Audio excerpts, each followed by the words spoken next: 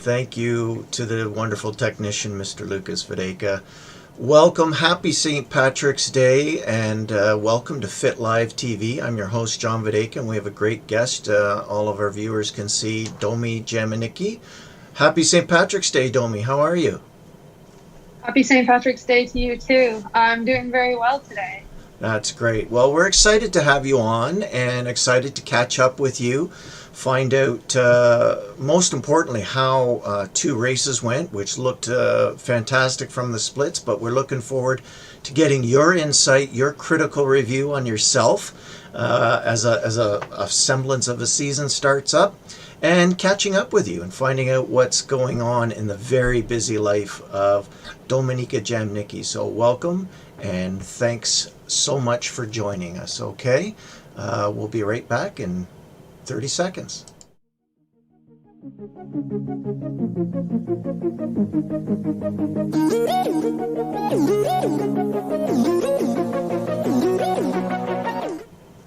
And welcome back. Domi, it is so great to see your voice as we talked off, or to see your face as we talked off camera earlier.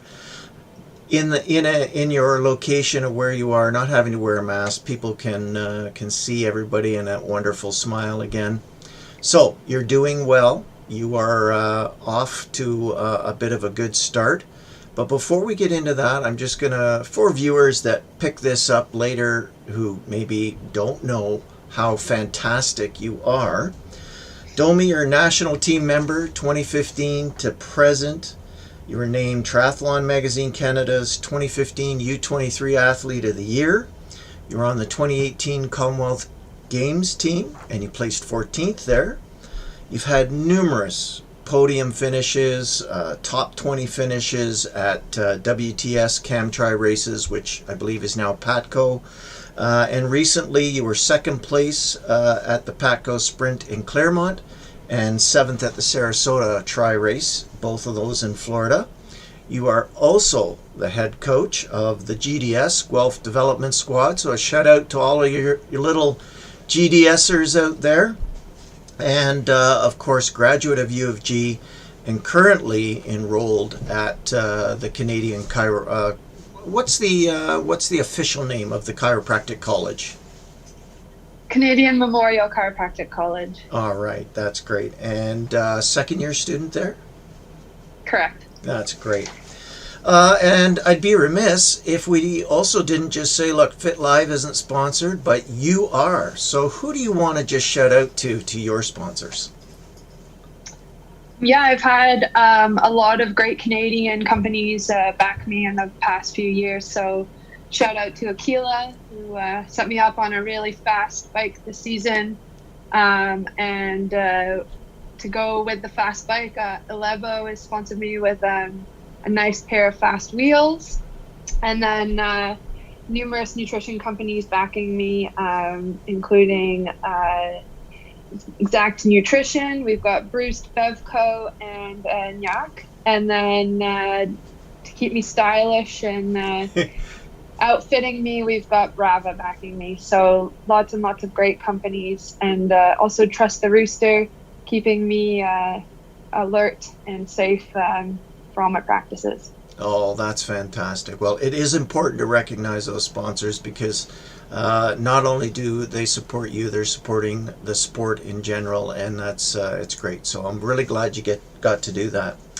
Unfortunately, Kyle Boorsma, your coach, won't be able to join us like a year ago, but I know you had mentioned that he's coaching right now virtually, I believe. Is he not? That's correct. Yeah, he's started up a pretty awesome cycling club. It's completely virtual, and he's busy away coaching with the club there.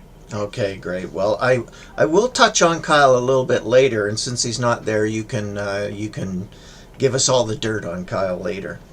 But to the main points, you had some, the racing season has started for you. Can you describe for us how it felt just in the anticipation leading up to Claremont 10 days ago was the first one, and what it felt like to be racing? How did you feel getting back to that kind of intensity and momentum? Yeah, I mean, the goal was to basically head down to Florida in a safe manner and really just get a couple of good efforts under my belt and sort of dust off the cobwebs for the opportunities to come in the near future, especially with the Olympic qualification coming up. So the two races were initially supposed to be PATCO races, but because of the COVID situation, they were just sort of canceled in that sense and became just elite races for people who were in the country and able to race. So it was really nice to be able to toe the line and get those hard efforts in. I'm not gonna lie, I was pretty nervous heading into Clermont. It'd been a little while. Those pre-race jitters definitely came in, But but they were good butterflies, right? good butterflies, of course, yeah. But to be back out there, I live for the racing. I love every moment of it, and so it was just really, really nice to be back out there with a lot of familiar faces. That's exciting. Great to hear. Can you give us a bit of a debrief on the first race on Claremont? Obviously, a podium finish there, second place. And while, in the ramp up to this, as you said, dusting off the cobwebs, I'm sure, like any athlete, the results are not the focus. It's more about how well do you execute the process. Give us an idea or grade yourself and give us a debrief on how well Claremont went and how you executed. Maybe give us a rundown of that race through each of the disciplines. Yeah, absolutely. Just to correct you there, I was fourth. Oh, I'm sorry. Oh, I thought you were uh, on the podium. I must have read sports stats wrong. But no, I'm glad you corrected yeah, me. I was second the year prior. So So what you're yeah, telling me is I didn't correct my little cheat sheet properly and I didn't update it then. Okay. not a problem. So I was just shy of the podium in Claremont. I believe I'm a bit of a different athlete now, a little bit more mature, and I've put in a lot of really, really good work over the last winter and into the spring. So I knew my training was sort of the best it's ever been. But everyone was sort of in that same position with the lack of racing. Everyone was able to really focus on having some good backing behind them. So I knew it was going to be quite competitive. And there's a really good elite group based out of the United States, O'Brien Coaching, and they have a very high-end squad there. So their team basically came down, and I was racing against women who have podiumed at World Cups.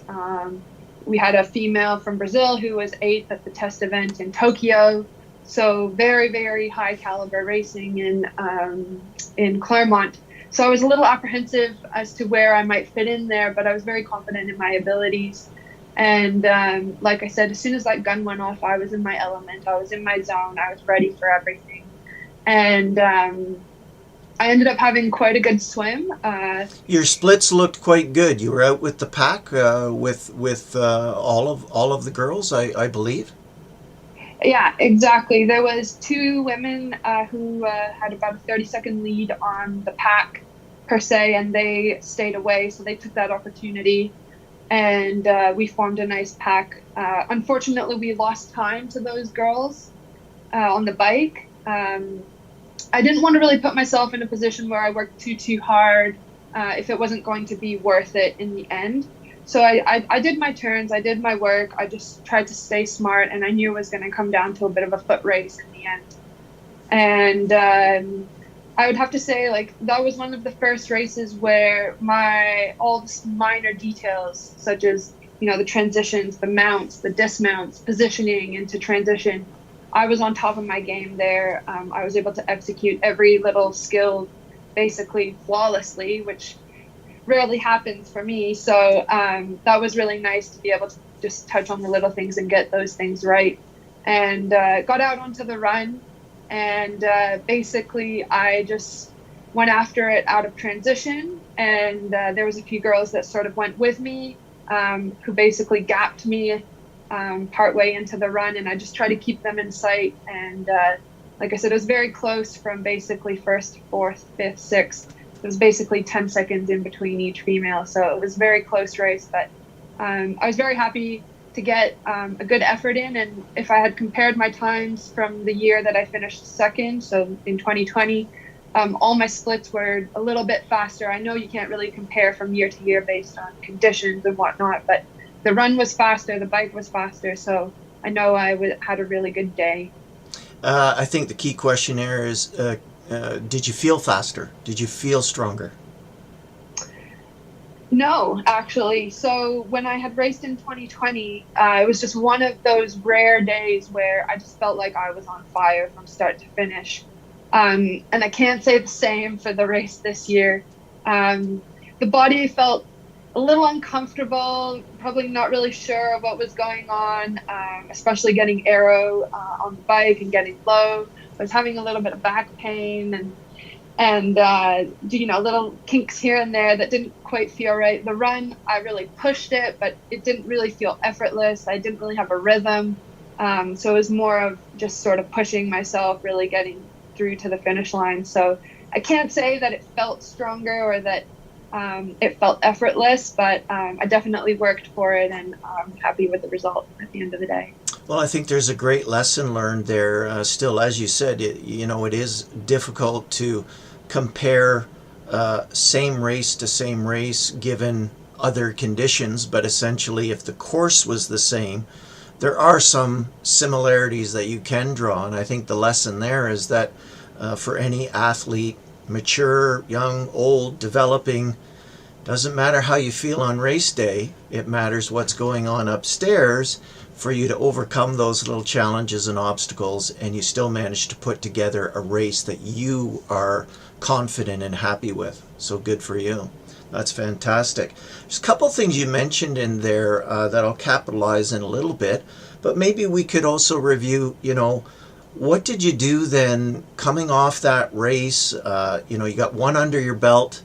The sort of start of the 21 season has begun. You feel good.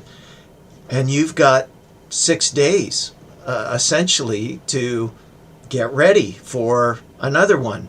What was your routine then from post race right through the next 6 days, and then going into Sarasota? Yeah, that's a good question. So to be honest, post race, I felt awful. I had, the aches and pains that you get after the race. They're almost a little more than I'm used to. And I don't know if that's because I'm getting a bit older and I'm not recovering quite as quickly or what's going on. But I really did not feel very good the first 3 days after that race. And so Kyle and I really had to take a look at the week, adapt the training, and really just focus on recovering and getting ready for Sarasota. So a lot of my time was spent just flushing out the body with some nice, easy training. And then leading a few days into the race, we did a few short sharpening sessions. And then I also had exams that week. So it was a busy week. And in hindsight, I was trying to do quite a bit that week and probably didn't respect the recovery quite enough. But we did the best we could in the situation we were in. Okay. And then obviously that led to the Sarasota race, and it wasn't on a Saturday or Sunday. It was Friday, I believe. Was it not on a weekday, Sarasota? No, it was on Saturday. It was on Saturday. So we had a full week. Yeah. Okay, so you did have a full week, and the debriefing of that race. How did it unfold? What was your take on that race and that performance? Yeah, so after Clermont, I had a little bit more expectation of myself. I sort of knew where I was and what I could do in terms of performance. And there was a few tactical errors on the run that I had made in Clermont that I really just wanted to iron out in Sarasota. So going into the race, I felt confident. I was happy to be there and just really grateful for the opportunity to have another weekend to really iron out some of the things that didn't go quite so well the week before. So the swim, again, I had a pretty good swim. I found myself boxed in early on in the start, and so I made the split decision to actually stop swimming and find some clear water. And in the end, I think that was the best decision I had made. I had avoided a lot of the chaos and found some clear water and was able to actually make my way back up to some of the front girls. And I think I was 15 seconds down from the leaders who were 30 seconds ahead of me the week prior. So definitely was really happy with that swim, especially those women are probably the best swimmers when it comes to international racing. So when you make a decision like that, I'm always curious as a former swim coach and have coached athletes at open water specifically. When you say you stopped swimming, did you stop and tread 1 to 2 seconds, relocate, reposition, or did you roll onto your back and reposition by doing backstroke into open water? What was your decision tactically to find that space that you wanted to get? Yeah, so I probably, in hindsight, had made a wrong decision lining up on the pontoon. I knew a line that I wanted to take, and it was available when I was lining up, but I didn't take it. I thought I would try to get closer to some of the faster swimmers. But there was a few swimmers between me and them, and I ended up actually diving in and being completely boxed in.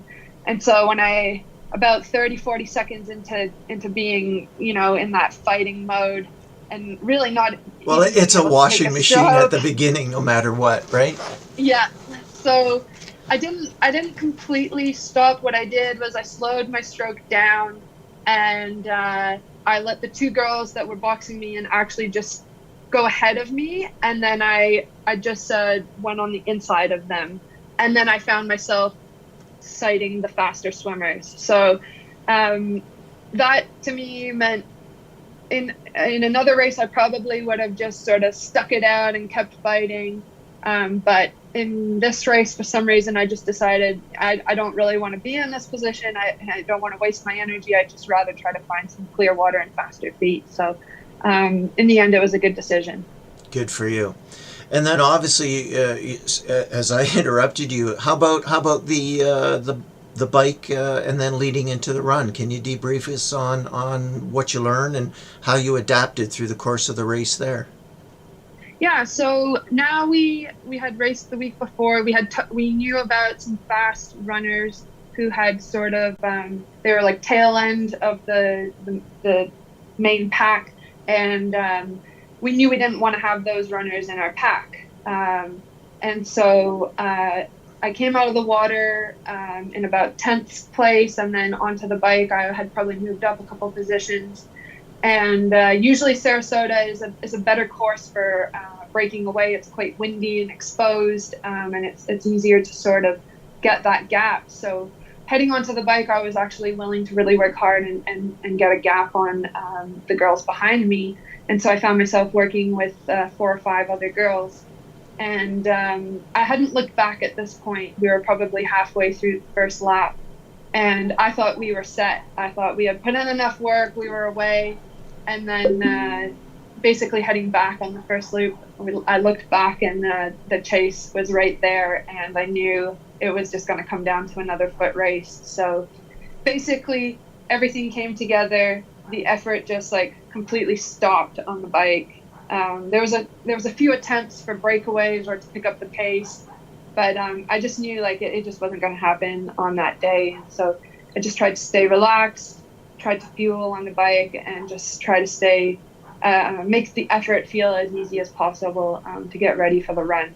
Okay. And then heading onto the run, I was in a pretty good position coming into transition, and basically came out of T2 with the top guns, and I really just wanted to push the pace and really try to go after some of those really faster runners. And I think I hadn't respected the effort from the week before, and my body just could not back the plan that I had in my mind. I'm a sort of back end kind of girl, so I won't go out too aggressively on the run, and I just try to pick it up as I go along. But in Sarasota, I tried a bit of a different tactic. I wanted to get after it from the beginning, and it probably wasn't my day for that kind of tactic. I found myself hurting quite a bit on that second loop and fading back from the podium position. So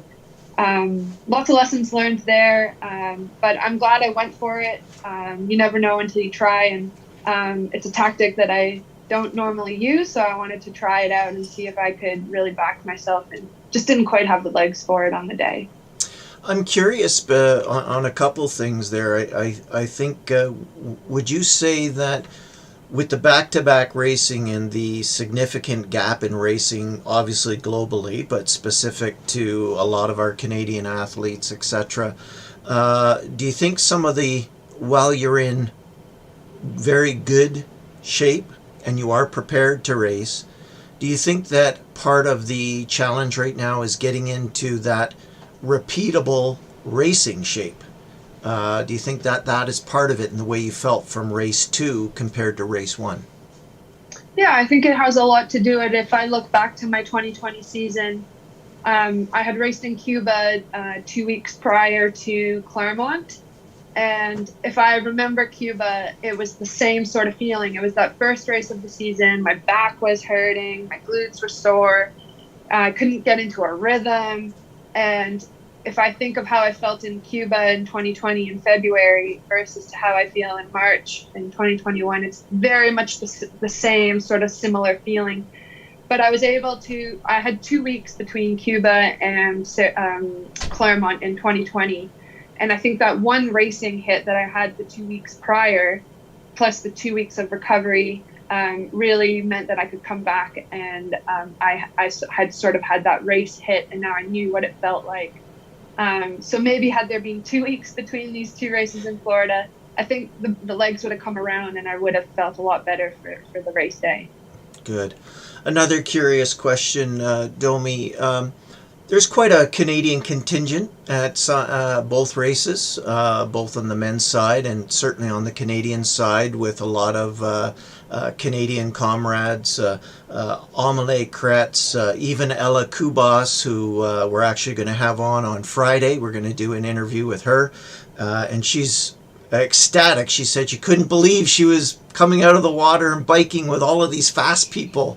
So it'll be interesting to get her take on things. I'm curious, as Canadians, and they're obviously, you're all competitors, you're all individuals there, is there any level of camaraderie or working together on the bike, or is it still every athlete for themselves and making their own tactical decisions? I'm just curious on that.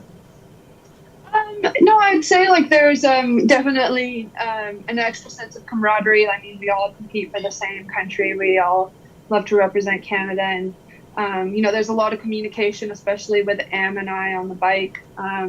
Especially we're sort of gunning to sort of go for it in Sarasota, and we definitely tried. So there's definitely a good sense of working together, and I mean, once it comes down to the run, then it's sort of every woman for themselves. But on the bike, like, we were definitely wanting to put ourselves in a position where we could have a good run off the bike and contend for the podium for sure. What advice could you give other up-and-coming triathletes that maybe haven't raced at this level yet?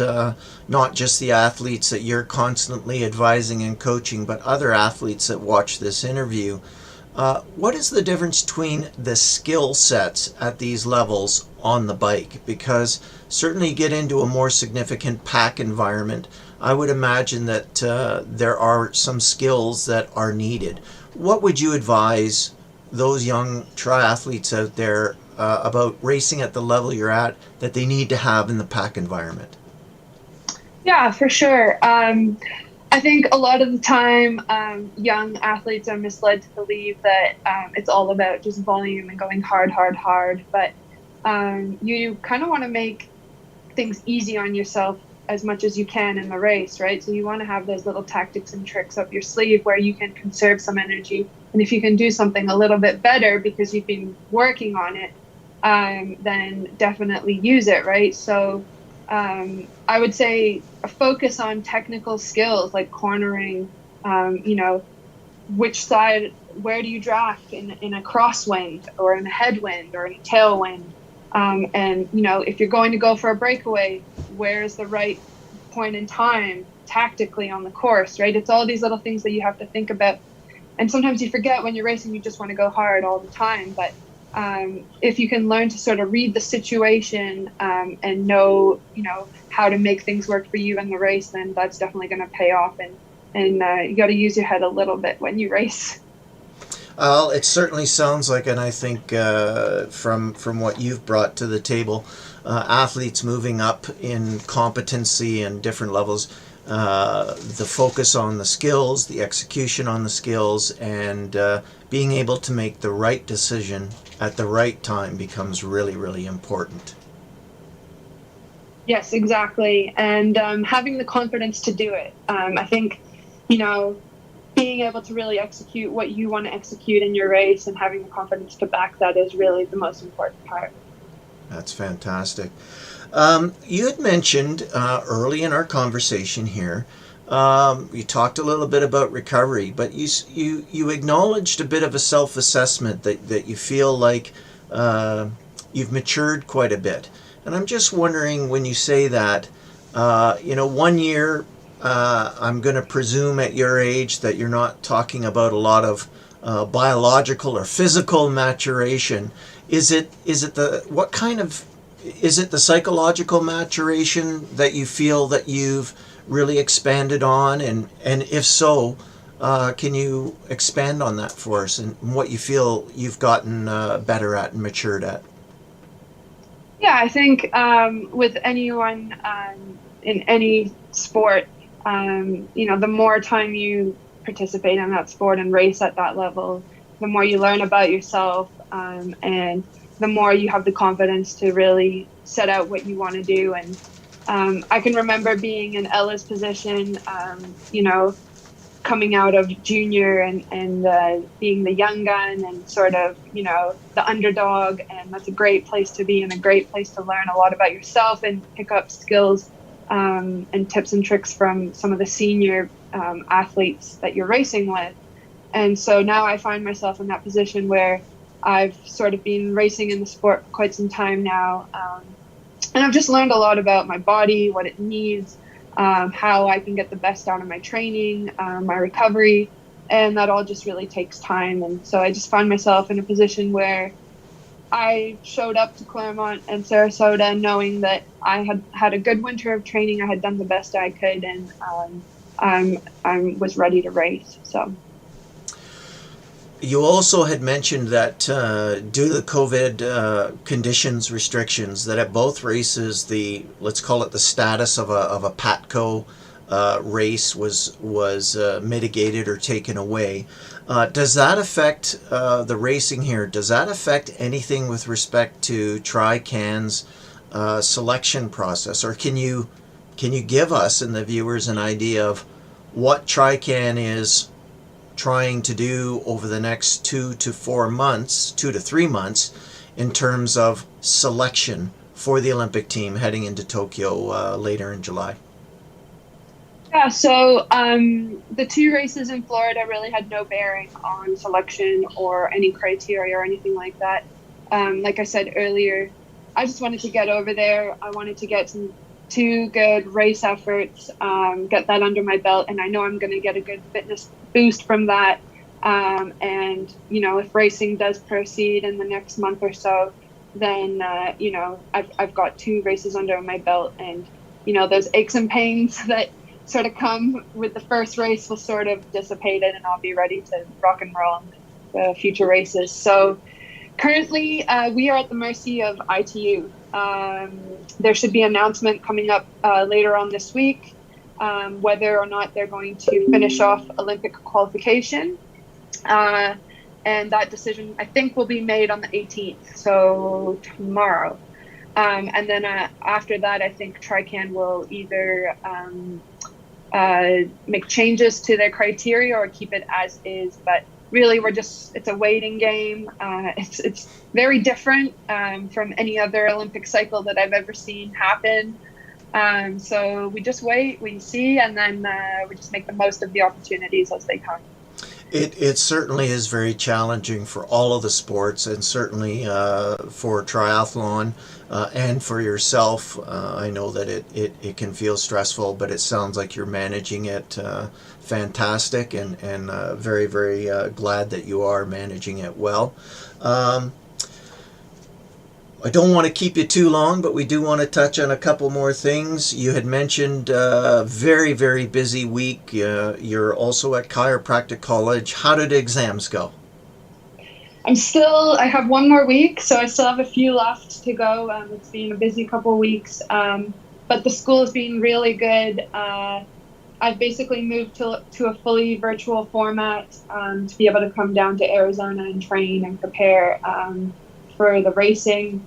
And I have very supportive schoolmates who help me, and I try to help them as best as I can too. And Kyle's been really great. He's sort of my guinea pig on practicing a lot of the mobilizations and some of the special tests. So being fully virtual has been good. It's been really easy to sort of integrate it into my training schedule, and I'm really thankful that the school has been on board and supporting me in my endeavors. That's great. Is it a 2-year program, or how much longer do you have? It's a 4-year program, so I'm going to be reaching the halfway point at the end of May. I'll have one more year in class, and then my last year I'll be working as an intern. So Okay. it's a long road, but it's been well worth it. It's a program I love. It's a profession that really inspires me, and I can't wait till I'm finished and going to have the opportunity to be able to help people. Oh, that's great. Well, Domi, it sounds like you're doing extremely well. We are very, very proud of you and your results, and we know that you're going to continue to train, prepare, be organized. I'll remind you not to bite off too much more than you can chew, because you are a lady of focus and task oriented and love to get lots of things done. But remember, recovery is important. Look after yourself and take time for yourself. But keep up the great training. And we can't wait to catch up with you again over the next few weeks and months. And do you have anything to say to any of your little GDSers before we sign off today? Yeah, I mean, it's been a year of adapting, and we've basically moved to a fully virtual format, and the kids are having a great time. They're having fun. We're able to connect with each other, and I think that's really has made the difference. And that's the 2 sessions every week that I look most forward to. I have the biggest smile on my face after I've ridden with the kids, and they're doing a great job. So I'm just happy to work with them, and hopefully they have fun with me. That's great. Well, again, Domi, thanks so much. Please stay on the line. We'll debrief after. But again, thank you. It's wonderful to see you. Stay safe. Keep training well. All the best. And very quickly, is your brother down there with you, or is he all by himself and having to cook for himself? We have another roommate back at home, so he's had to stay at home. He's actually finishing up his 4th year at Guelph. So he'll have his ring soon from engineering, and he'll be starting his master's. So very, very proud sister, and can't wait to see him when I get back. But he's surviving without you, is that right? Of course, he could have survived without me any day. He's very good. Okay, great. Well, again, thank you. All the best. Stay safe, and we look forward to catching up with you again very soon. Dominika Jamnicky on Fit Live TV. Thank you, and talk to you again soon.